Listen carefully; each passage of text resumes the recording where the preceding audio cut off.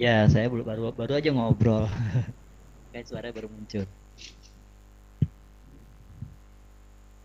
Eh, tes lagi jelas nggak ya?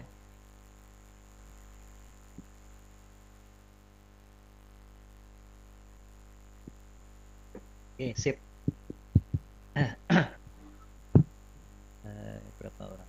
Ini mikrofonnya saya unmute ya. Saya biarin aja terbuka. Jadi kalau eh,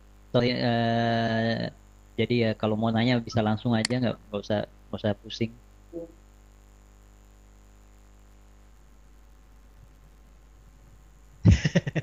Ternyata masih ada yang bertanya pasnya apa.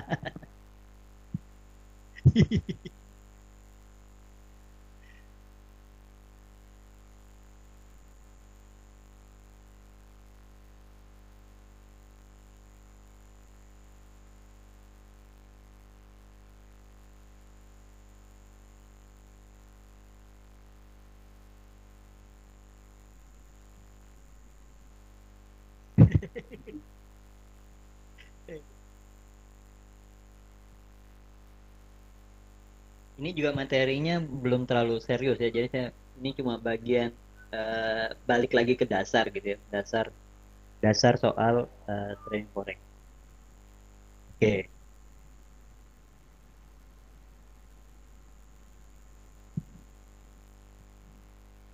Oke, saya rasa boleh saya mulai ini.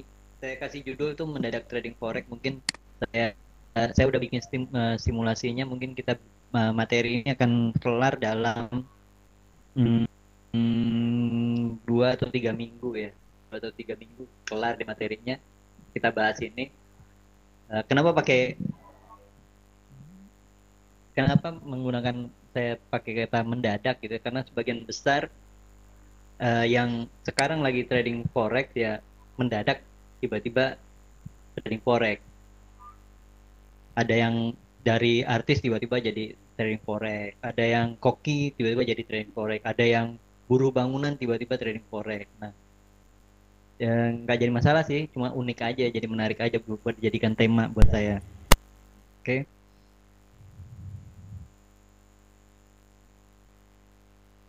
Nah, kurang lebih ini materinya yang akan saya bahas yaitu soal kenapa trading forex, kemudian ada peluang yang dua arah. Ini sih bagian besar saya materi ini adalah recycling dari yang sudah pernah saya sampaikan. Lalu ada matematika sederhana, tapi saya nggak memakai contoh karena mumet. Terus selanjutnya kita bicara soal candlestick karena mungkin teman-teman sebagian besar konsentrasinya lebih ke teknik ya, ke metode trading biar biar mendukung kondisi mendadak tradingnya. Kemudian 1% candlestick ya itu yang saya pakai. Terus fundamental saya memang cuma 1% aja yang saya paham. Kemudian ada basic strategi. Lalu saya juga akan bicara soal main method management dan cash management. Hanya di pertemuan kali ini kita hanya membahas yang tiga yang di awal itu aja, yang kenapa trading forex, kemudian dua peluang dua arahnya dan matematiknya. Jadi ini boleh bilang back to basic banget, benar-benar back to basic gitu ya. Nggak ada yang unik, mungkin semuanya juga udah pada tahu. Kita mulai. Yang pertama adalah kenapa sih kok kita mau trading forex? Why trading forex? Saya udah tanyakan ini kemarin beberapa mungkin 1-2 bulan yang lalu saya tanyakan ini di Telegramnya, di grup Telegram. Saya juga tanyakan di status Facebook saya tanyakan dan saya nemukan jawaban yang beragam, yang unik gitu ya. Yang pertama yang paling unik adalah yang ini, selingkuhan katanya. Siapa tahu ada trader cewek yang cakep. Kayaknya di Telegram kita lagi banyak trader cewek yang cakep ya. Terus kalau udah asumsi standar cuma nyari duit aja. Terus ada yang jomblo. Nah ini nggak nyambung sih tapi keren. Jawabannya keren. Kayak kemudian ada yang nggak ada kerjaan lain ya udah trading aja. Terus Sukidi itu terkenal ya. Jadi pengen trading kemudian ada yang bilang dijebak teman. Terus ada yang ketagihan ya. Oke. Itu nggak apa itu adalah alasan. Nah alasan-alasan ini menurut saya eh, perlu ya kita pikirkan. Kemudian jangan cuma dipikirkan kenapa sih kita trading dan ini harus terus kita pikirkan terus kenapa ya saya kok trading, kok kenapa saya membuang-buang waktu, menghabiskan waktu berjam-jam, berhari-hari, berminggu-minggu, bulan untuk hanya untuk melihat chart, Kemudian Anda tuliskan apa yang jadi alasan trading Anda, kenapa Anda harus trading, kenapa Anda pengen trading, kenapa Anda harus trading, kenapa tidak kerja yang lain, kenapa harus trading, kenapa bukan yang lain. Anda tuliskan, lalu jadikan itu sebagai motivasi di setiap kegiatan trading Anda. Jadikan itu sebagai pengingat saat misalkan stop lossnya kena mulu, saat withdrawnya gagal. Ya ini kenapanya jadikan dia sebagai sebuah motivasi. Oke. Kenapa trading forex ya? Dia adalah pasar yang luar biasa ya. Buka dari Senin sampai Jumat, 24 jam, dimulai dari Australia, kemudian berapa jam kemudian ke London, Eropa, kemudian dari situ ke Amerika, dari Amerika balik lagi ke Australia, bolak-balik gitu aja terus 24 jam dari Senin sampai Jumat. Kemudian dia sekarang dari Bank of International Settlement itu data terakhirnya 2013 transaksi hariannya mencapai 5,5 triliun US dollar untuk di pasar forex itu sendiri. Kemudian transaksi terbesar sepanjang 2013 sampai 2000 sampai terakhir ya, itu ada di mata uang euro, itu ada transaksi sebenarnya 1,3 triliun per hari ya. Daily ini perputaran uangnya per hari. Kemudian untuk yen cuma 978 billion dan pound sterling 472 billion. Jadi yang cukup besar itu ada di euro sekarang. Lalu juga dari data terakhir ya, rata-rata pergerakan kan sekarang kita pakai pakai 5 digit ya sebagian besar. Jadi kita pipsnya juga mengikuti 5 digitnya ya, rata-rata pergerakan per hari itu sekitar 1.500 kalau pakai hitungan yang satu pip sama dengan $1 ya, $1.500 untuk fluktuasi per hari. Kemudian diakhiri dapat perdagangan oleh 200 pemerintahan, 132.000 perbankan lebih ya. Institusi dan individual ini yang susah dihitung berapa banyak besar yang ikutan transaksi, karena satu individu bisa beberapa akun, beberapa broker. Jadi ini sebuah pasar yang turnovernya sangat tinggi, pelaku pasarnya banyak. Jadi boleh bilang menjadikan dia sebuah pasar yang sulit dimanipulasi, dan itu jadinya ini. Lalu karena tidak melibatkan fisik, ini juga menurut saya sih perlu diingat kembali kondisi yang ini. Jadi kita punya peluang untuk bisa mulai melakukan pembelian. Aturannya ya gini, kalau menurut kita harga cenderung naik ya buy. Kalau orang lain bilang dia mau turun ya bodo amat gitu. Menurut kita dia mau naik, kita buy. Kemudian kalau menurut kita dia cenderung turun ya kita sell. Kemudian posisinya bisa di hold sampai kondisi tertentu ya. Nanti kalau uangnya mampu aja bisa ditahan sampai berapa lama juga boleh, tergantung uangnya. Lalu jadi ini benar-benar besar banget ini. Ini jadi kesannya kita balik ke TK lagi gitu ya. Market watch bagian yang ini. Dari simbolnya dulu itu ada, ini saya kebetulan memakai sumbernya dari Monex gitu ya. Jadi, kita bisa pecahkan itu ada Euro USD .m ya. Euro itu EUR-nya itu adalah base currency-nya, kemudian USD jadi per, itu semuanya kan kita lihat dia ada 6 huruf ya, 6 huruf plus M. Kalau M itu identifier dari brokernya sendiri, jadi bisa ada bisa tidak. Nah tapi yang 6 itu pasti, 6 huruf itu pasti. Jadi contoh yang EUR USD itu EUR-nya adalah, yang di depan itu 3 huruf depan adalah base currency, setelah 3 huruf belakang jadi pasangannya. Lalu base currency selalu bernilai 1, bukan per nih. Base currency selalu bernilai 1.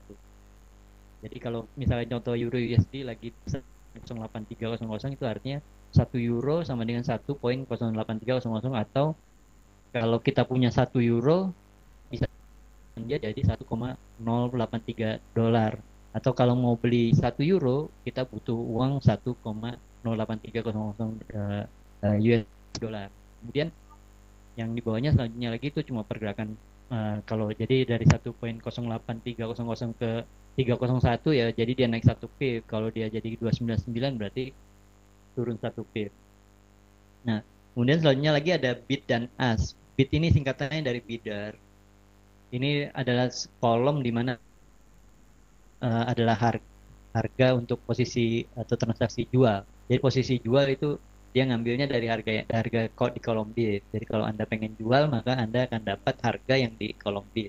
Sementara kalau Anda melakukan transaksi pembelian, Anda akan ada di harga yang berada di kolom ask, atau dari asker ya. Kalau asker kan bertanya ya, kalau yang nanya biasanya pengen beli. Nah, itu di ask. Kemudian ada kolom paket, itu spread, yaitu selisih dari si bid dan ask. Ask dikurangi bid jadinya spread. Kemudian ada high dan low. High itu kasih informasi harga tertinggi hari ini sampai detik terakhir. Low harga terendah hari ini sampai detik terakhir. Kemudian time ada waktu pembentukan harga. Gini-gini aja ya datar ya. Nah ini rumus yang beberapa rumus yang harus diperhatikan. Nah, harusnya kita tahu minimal ya, tahu lah tuh gimana hitung profit loss itu dari mana sih. Jadi jangan kalau usah dari MetaTrader-nya, rumusnya juga udah tahu. Kalau MetaTrader-nya lagi custom error ya kita bisa hitung sendiri pakai kalkulator ya. Oke, ada direct pair itu yang mata uang yang USD-nya berada di belakang, sementara yang indirect yang USD-nya di depan. Jadi kemudian menghitung margin itu kalau ini ada dua metode yang di broker lokal dan broker luar. Kalau broker lokal dia lebih sederhana, pakai tinggal leverage, leverage-nya rata-rata juga pakai 100, jadi leverage kali kontrak standarnya dihitung pakai 100.000, jadi leverage kali kontrak kali lot. Jadi kalau broker lokal itu marginnya lebih statis ya, jadi kalau leverage-nya 100, kontrak 100.000 pakai satu lot ya 1.000 dia jadi lotnya apa marginnya. Oke, kemudian si broker luar dia pakai margin itu leverage kali kontrak kali bid price. Ada tambahan bid price-nya, jadi marginnya agak dinamis. Margin bisa bisa pergerakan harga. Jadi kalau misalkan pound sterling lagi di 1,5, itu akan berbeda marginnya bila pound sterling lagi berada di 1,4. Tentunya marginnya jadi mengecil ya, kalau kalau bid price-nya mengecil ya marginnya mengecil. Dan kalau dia jadi kalau pound sterling kalau lagi trend up marginnya lebih mahal. Kalau dia lagi trend down marginnya lebih murah. Kemudian di bawahnya ada rumus menghitung yang paling penting nih. Kita kena margin pip margin call di berapa pip. Jadi equity dikurangi, kalau secara umum kan margin call itu kan aturan 80% margin. Jadi equity kita sudah berada di bawah 80% margin. Jadi kalau equity di bawah 80% margin, dapatlah margin call. Kalau margin call itu sebenarnya nggak apa-apa. Itu paling cuma MetaTrader-nya jadi sedikit lebih indah aja. Yang di kolom kolom trade itu kan jadi klip warna merah ya, merah putih gitu kan. Jadi lebih indah aja. Kemudian yang satunya lagi adalah stop out atau SO. Itu dia equity. Kalau di Monex kita pakai 20%. Yang saya tahu juga kalau di Insta atau FBS dia pakai 10% dari margin requirement.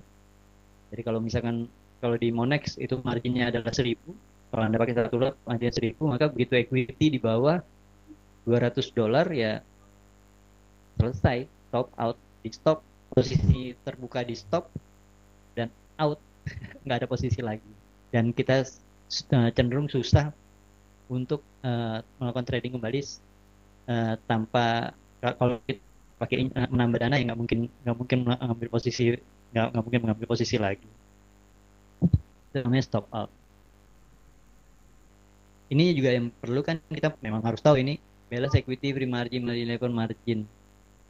Kemudian ada contoh kan dari gambar yang sempat saya capture, yang sempat saya tampilkan di Telegram ya. Jadi hanya saya pakai itu adalah dana kita, biasanya berasal dari deposit, dan itu balance itu hasil dari deposit ditambah dan dikurangi dari profit yang udah terrealisasi. Kemudian equity itu rumusnya sebenarnya balance ditambah floating profit atau loss. Jadi kalau float lagi plus kayak gini ya balance-nya akan equity-nya akan lebih besar daripada balance.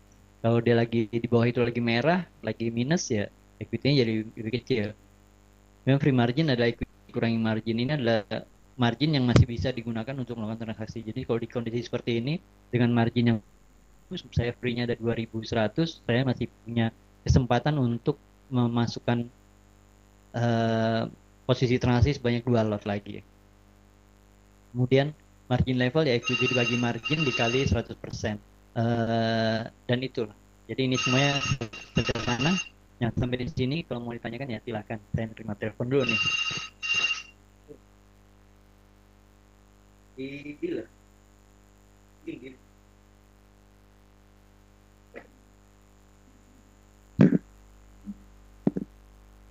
Oke, materi saya ini aja nih untuk yang awalnya ya. Ini kan awalnya, saya belum bicara yang lebih serius ya. Kalau ada yang mau tanyakan silahkan.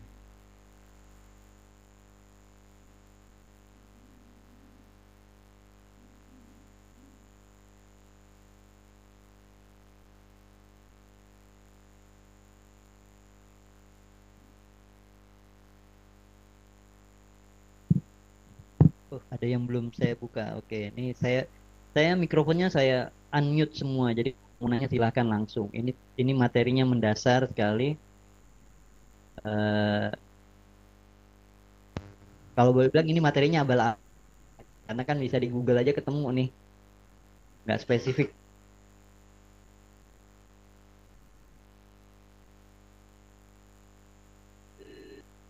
Hanya menurut saya kalau kita mau lebih mendalam ya kita harus tahu, harus mau mau sesekali kembali ke dasar.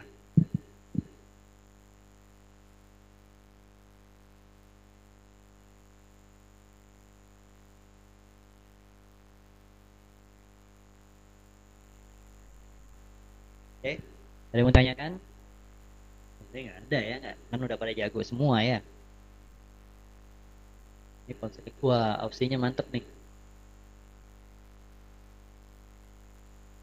Saya sudah tinggal dari sambil saya nyari ini. Nah besok baru kita ke candlestick, candle-candlean teorinya.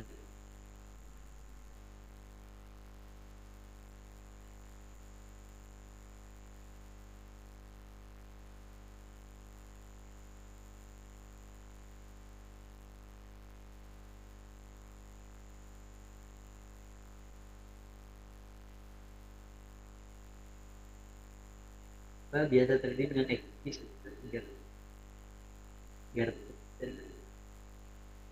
saya bingung 300%-nya dari mana tuh? Oh ini contoh ini ya, contoh yang ini ya. Oke. Nah, ini sudah lebih besar. Biasanya sih cuma 100%, bukan 300, tapi biasanya 100%. Jadi kalau ini cukup besar buat saya sebenarnya.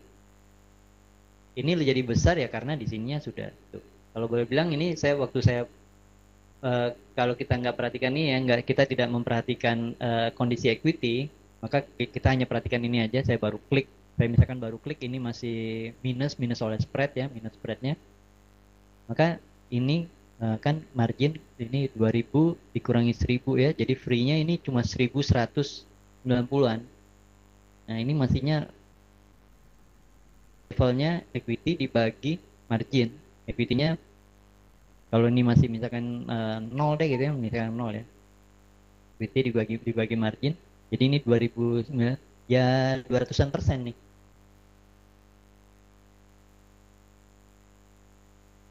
Biasanya saya mepet.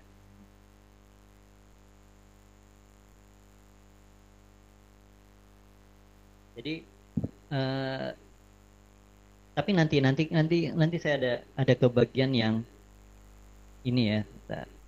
Saya tampilkan. Oh ini. Nah ini nanti. Ini nanti saya jelasin kenapa saya pakai yang 300% tadi. Kenapa terlihat jadi seperti 300%. Oke, ada yang lain?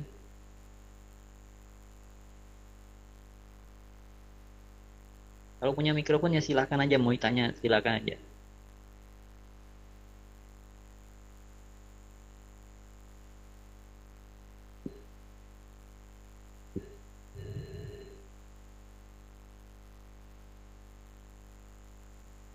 Ini candlestick mania sebagai dasar dari ini 1%. Nah yang hari ini supaya saya bisa melanjutkan ke sini, tuh, ke bagian kedua, dan kalau udah bagian kedua, terutama bagian terakhir, lanjutkan ke bagian cash management saya dan nyambung. Semua mungkin Yang lama mungkin ada di sini. 15 menit selesai ya.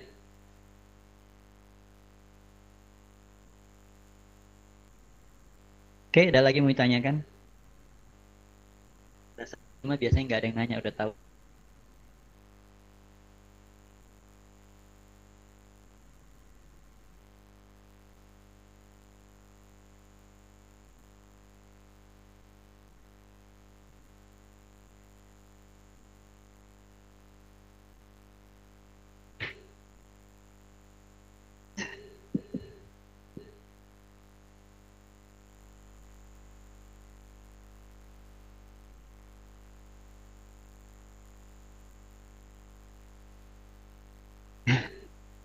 Kalau nggak ada mic, nanyanya lewat Telegram juga nggak apa-apa. Saya sambil ngeliat Telegram kok.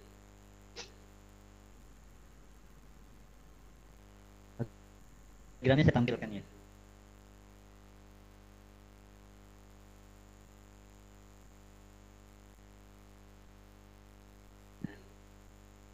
Aduh, sedihnya. Harusnya ini dijawab gitu ya. Harusnya ini dijawab.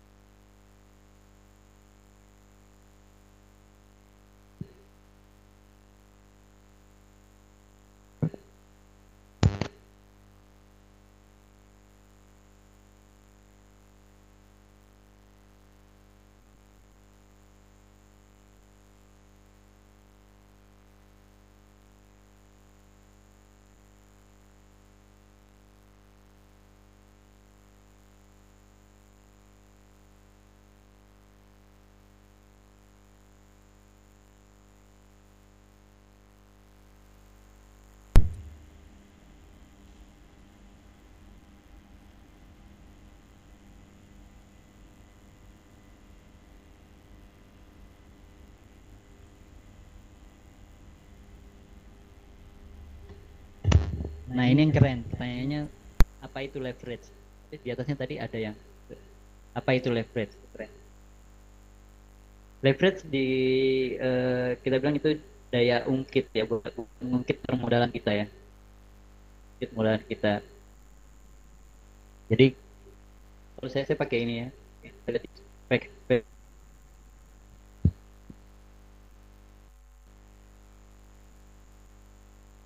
Ini di kita lihat ada contract size. Ukuran kontrak size ini ada 100.000 dolar gitu. Artinya gini nih, kalau Anda misalkan ambil posisi buy GBP USD, itu Anda satu lot, itu Anda berarti sebenarnya sudah terlibat dalam satu transaksi senilai 100.000 dolar. Ini Anda sebenarnya nggak bisa tuh trading pakai 5 dolar, sebenarnya nggak bisa. Nggak ada ceritanya main 5 dolar trading di uang sterling, nggak ada, karena kontrak adalah 100.000. Kita kalau melakukan forex harusnya menyediakan dana 100.000 dolar, tapi kemudian ada karena kita pakai leverage, jadi dia kecilkan kebutuhan dana itu. Jadi dia cukup kalau misalnya di Monex dengan leverage 1:100, artinya Anda cukup sediakan 1% dari kontrak size-nya untuk ikut transaksi besar satu lot. Jadi dengan dana 1.000 dolar, Anda sudah ikut transaksi senilai 100.000 dolar. Atau kalau misalkan yang di broker luar ada yang pakai 1:1.000, nah kan lebih edan. Anda cukup sediakan dana sekitar 150-an dolar untuk ikutan transaksi senilai 100.000 dolar. Oke.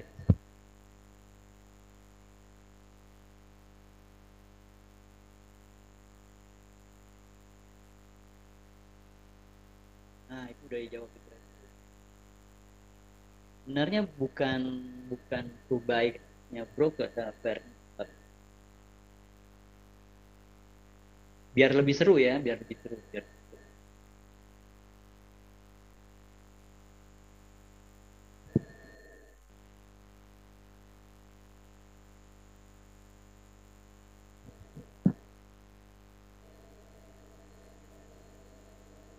Oke, jadi sambil menjawab biar ada yang biar lebih seru gitu kan. Nah begini.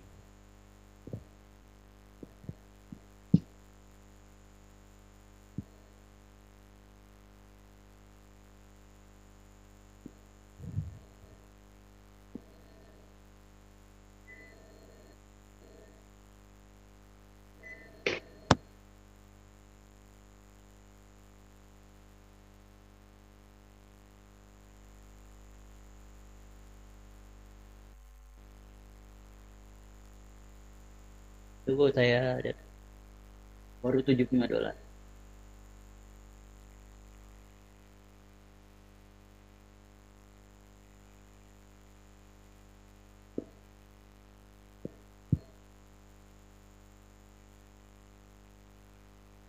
Leverage nggak ada umumnya. Kalau dulu banget itu selalu 1:100.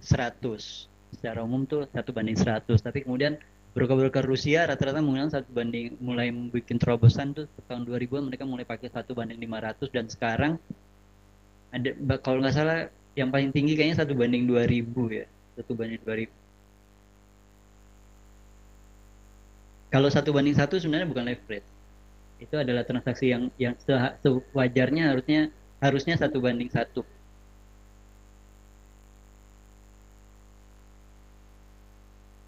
Nah, minus nih.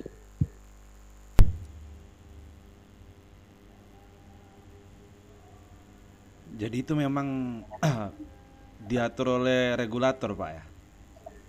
Iya, betul. Leverage itu diatur oleh regulator masing-masing ya. Semakin besar leverage, semakin kecil margin. Semakin kecil leverage, semakin besar margin. Makanya kalau menurut saya, semakin besar dana Anda, pilih margin yang pilih leverage yang makin kecil. Semakin kecil dana Anda, pilih leverage yang semakin besar. Nanti deh di bagian yang cash management kita lagi ngitung-ngitung gitu deh. Kalau sekarang yang itu saya juga lagi gemeteran nih.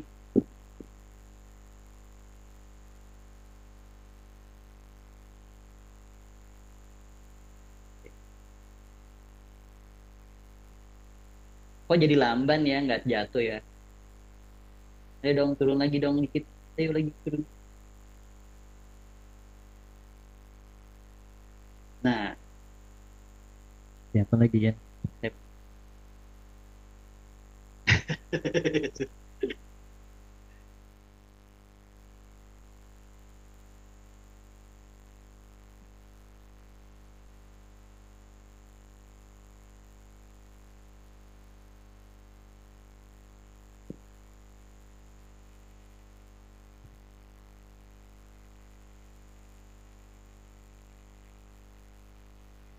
Kayak ada lagi tuh yang mau tanyakan, silakan. Ini sih dasar banget, ini benar dasar. Itu katanya PP-nya beneran nama cewek. Katanya sih itu adalah albinus yang lagi nyamar.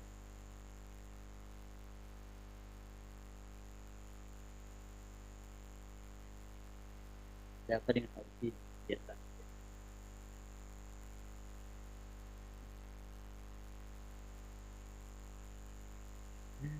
Ini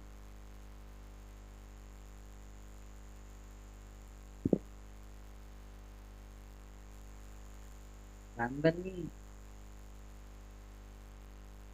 Oke, ada yang mau tanya lagi? Kalau nggak ada, kita akhiri aja.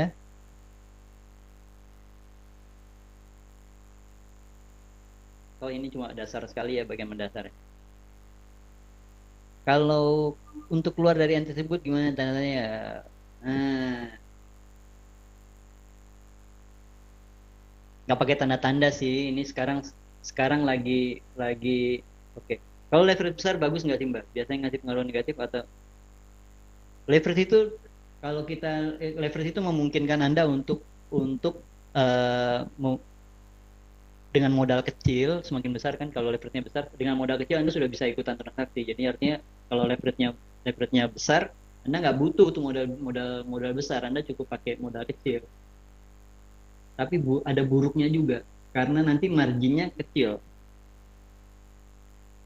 Ini biar gampang, ini saya close dulu ya, semuanya dapat 2 juta sambil jelasin. Oke, saya close dulu.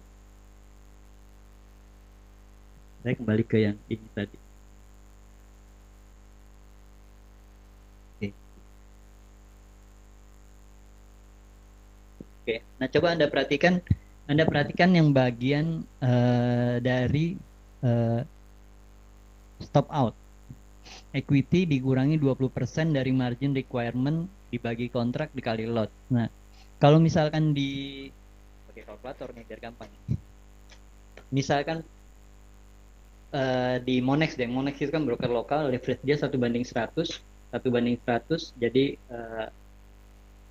margin requirement-nya untuk satu lot itu $1.000. Margin requirement untuk satu lot sama dengan $1.000. Jadi kalau misalkan terkena stop out, itu artinya equity-nya sudah lebih kecil dari 20% kali margin, atau sudah lebih kecil dari $200.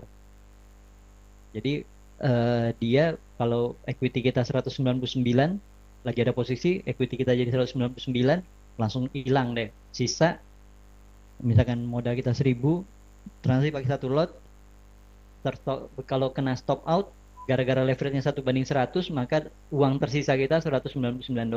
Nah, kalau Monex itu pakai 1:1000, jadi satu lot hanya butuh $100 dikali 20%. Nah, uang kembalinya lebih kecil.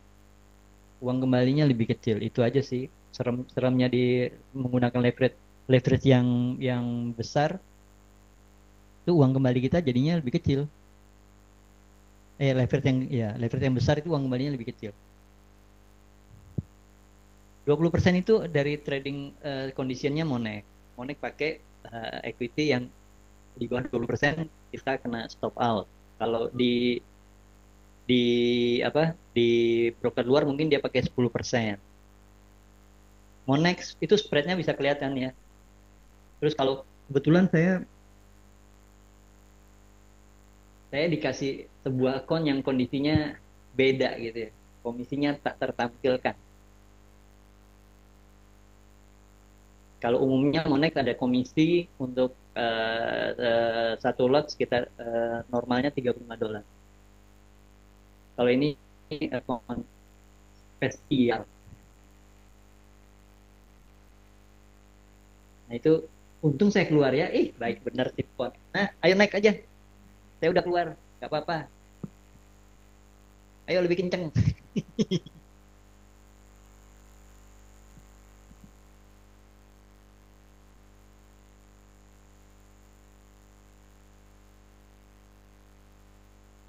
Saya ngikutin itu susah. Bingung saya mau naruh sakit sini aja deh. Wah jangan begitu, Pak. Nggak apa-apa, saya kan udah clear, jadi naik aja. Ketahuan jadi ngikut sel tadi.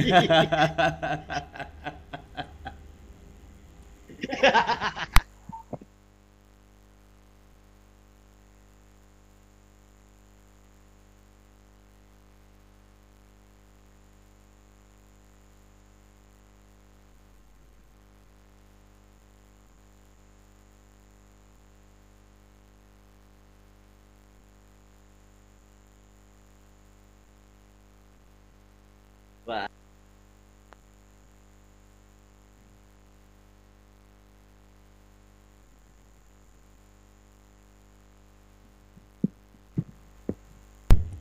Jadi kalau mengenai leverage tadi, bagi kita yang hobi ngunyil ini lebih enak leverage besar, Pak ya. oh iya, kalau modalnya kecil ya pakai level besar nggak apa-apa. Tapi kalau lagi pakai dana besar, saran saya cari leverage-nya jangan besar, leverage-nya pakai yang kecil aja.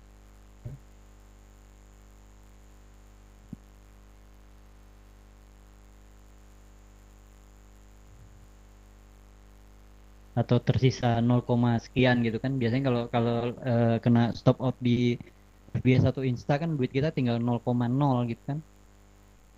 Dari 100 juta tuh, wah itu bukan cuma demam, itu stres berat itu.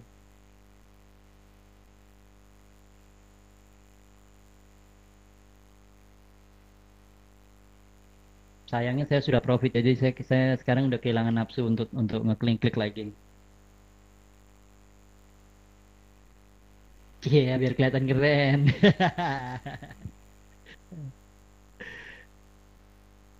Uang kembali itu maksudnya apa? Oke. Uang kembali itu maksudnya kalau stop out itu dampaknya adalah semua posisi terbukanya langsung dilikuidasi.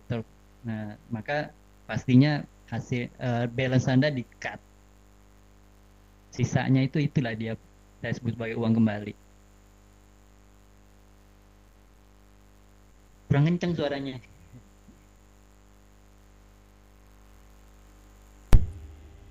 Ya, sisa dari stop out. Udah kenceng kok Pak. Om L aja kayaknya yang kurang kurang kurang apa peka telinganya. Itu dia, malum di Liverpool. Liverpool begitu.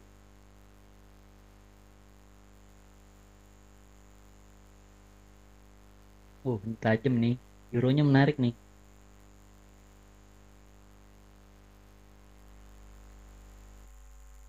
Saya ada lagi mau tanya kan?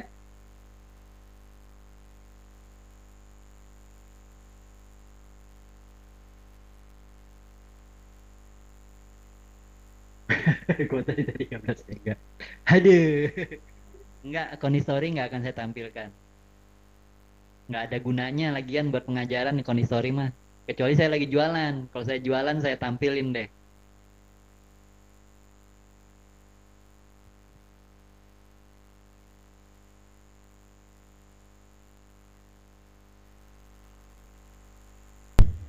Kalau lagi jualan bila perlu investor pasportnya dikasih sekalian Pak ya.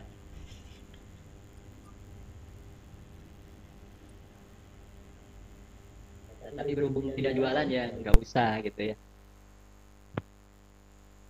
Lagian saya juga sudah tidak status jualan. Males jualan.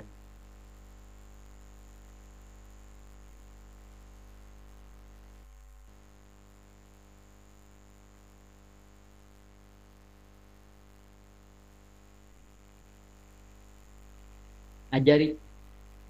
Buset. Pengusaha kaos kok minta minta ajarin jualan ya.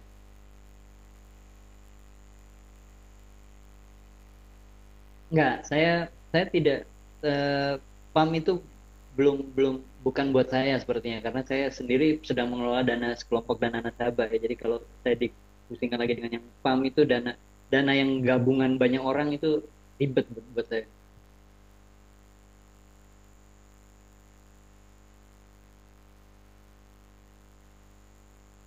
Tenang, tangan saya sudah terlatih.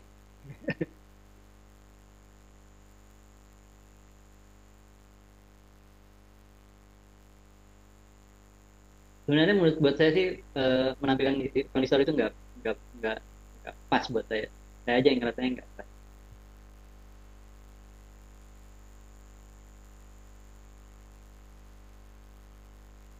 Kirain jatuh lagi ternyata enggak.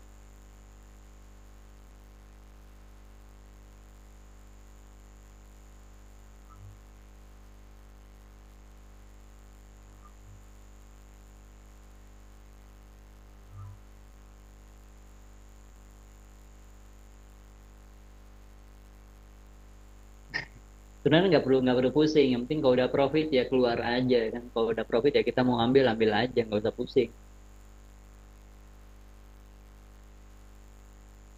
Ada yang recording audio. Yang pusing tuh adalah tuh setelah kita keluar kan, yang bikin pusing adalah itu udah keluar profit, kemudian dia muncul lagi turun. Nih contohnya misalkan euro kayaknya. Misalkan tadi di sini saya keluar, sekarang dia malah terus tambah kenceng kayaknya. Itu kadang-kadang kan bikin bikin pusing. Ya udah data Jerman nggak bagus ya. Sorry, datanya lumayan.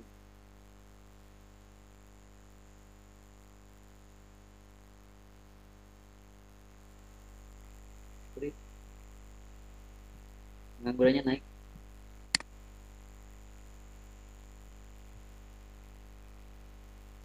Yo ini naik lagi nggak apa-apa. Udah keluar.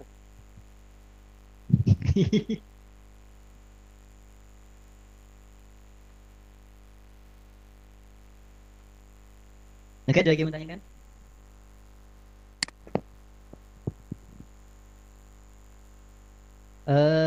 Mbak, kalau ada nasabah apa nggak pusing? Saya sudah melakukannya udah lama, jadi biasa aja kali gitu kan. Lebih enak kalau ada sendiri, dia biasa aja, sama aja buat saya sih.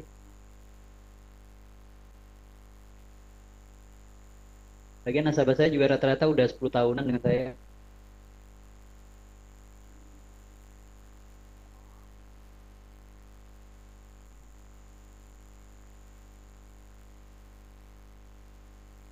Iya.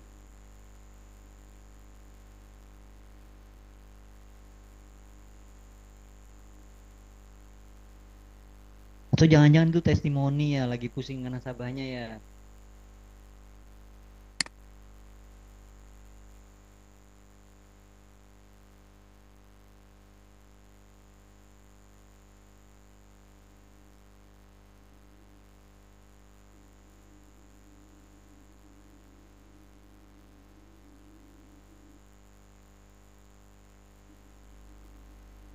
Oke, ada lagi? Kalau nggak ada kita akhiri sampai sini.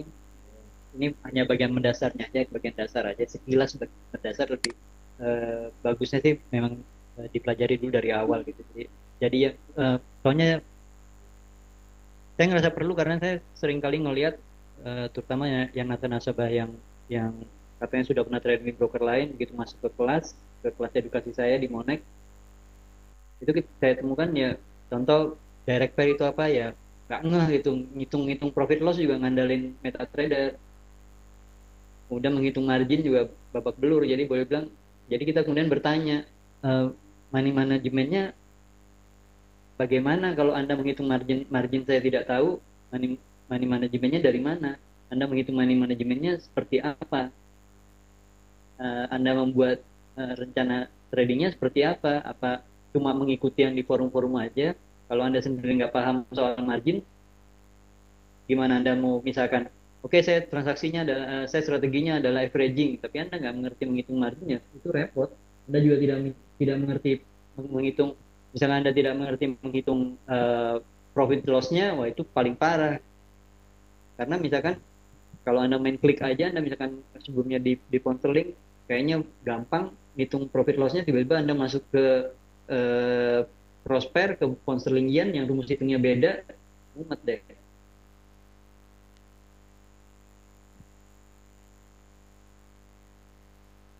lah ada yang mengkapokkan dirinya sendiri.